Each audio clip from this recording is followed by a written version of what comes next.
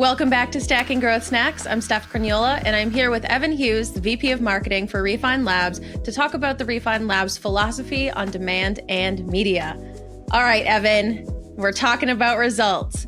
What results have you seen with companies that shift from lead gen to a demand generation approach? Results. So such an interesting and important question when we think about the transition from lead generation to the demand generation, right? So I think that the unique part of this in itself is oftentimes lead generation is anchored in like cost per lead. It's anchored in different attributable marketing metrics that are one-to-one.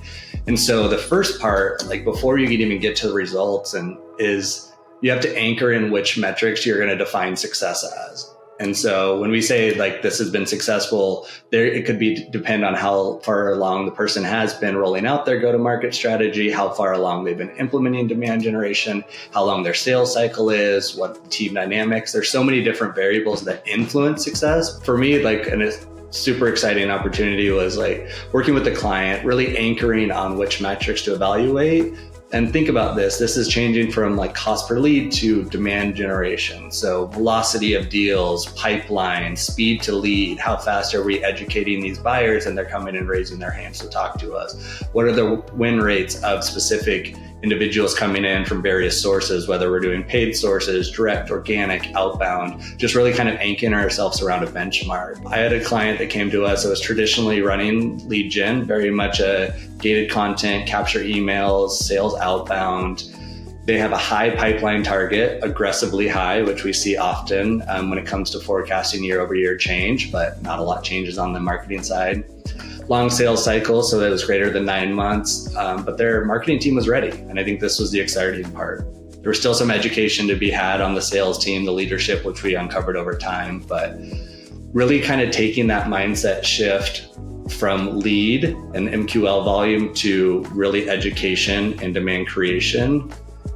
The quantitative performance insights were high. So the first fiscal quarter partnership, so we worked about 2 months prior, and then the first full calendar quarter, we saw what we always talk about. The philosophy means leads will decline because we are not interested in low quality leads. So leads were down 20% to the trailing 8 quarters.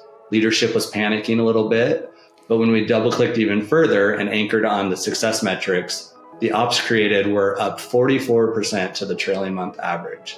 So when I'm thinking about leadership and what's interesting, MQLs are less valuable to the business, opportunities closer to revenue. That was the narrative that we used to help just completely get everybody bought into success of what we are going to be doing and how we're going to continue to evolve. Overall, we saw total pipeline generated at 115% to the trailing 8 quarters.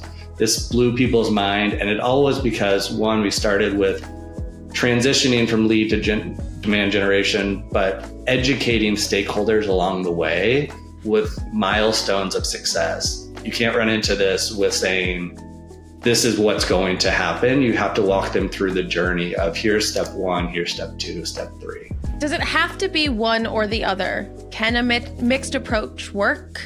Have you seen it work? What are the circumstances in which it could or couldn't? So have I seen it work? No. Have I seen it doable? Yes. Like, can you maintain it? Sure. But when you think about how you define success and how really we're anchoring around pipeline revenue, net new revenue for a business, when you have one team running lead gen and you have one team running demand generation within the same organization, there's conflicting narratives taking place. One is championing cost per lead in a silo and looking at our success metrics. The other is championing cost per pipeline, cost per qualified opportunity. And how does the leadership team accept both of those narratives in one place is tough.